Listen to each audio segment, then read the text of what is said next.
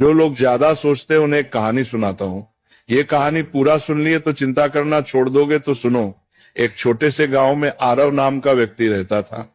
आरव बहुत मेहनती था, लेकिन उसकी एक आदत उसकी शांति छीन चुकी थी, बेहद चिंता करना।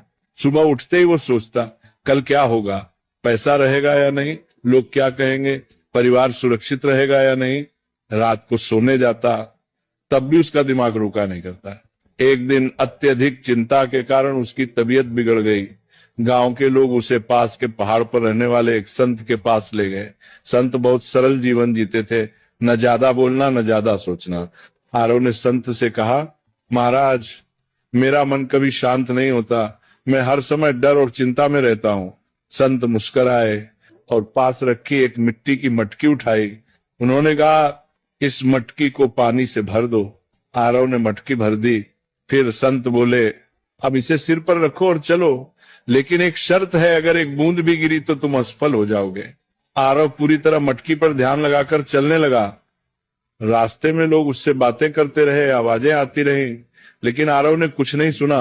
वह सिर्फ मटकी पर ध्यान देता रहा। कुछ देर बाद संत ने कहा, रुको, अब बताओ रास्ते में कितने लोग मिले। आरव बोला, महाराज, मुझे कुछ पता नहीं, मैं तो बस मटकी बचाने पर ध्यान दे रहा। जो लोग ज्यादा सोचते हैं उन्हें एक कहानी सुनाता हूँ। ये कहानी पूरा सुन लिए तो चिंता करना छोड़ दोगे, तो सुनो। एक छोटे से गांव में आरव नाम का व्यक्ति रहता था। आरव बहुत मेहनती था, लेकिन उसकी एक आदत उसकी शांति छीन चुकी थी, बेहद चिंता करना। सुबह उठते ही वो सोचता, कल क्या होगा, पैसा रहेगा या नहीं, लोग क्या कहेंगे, परिवार सुरक्षित रहेगा या नहीं। रात को सोने जाता, तब भी उसका दिमाग रुका नहीं करता।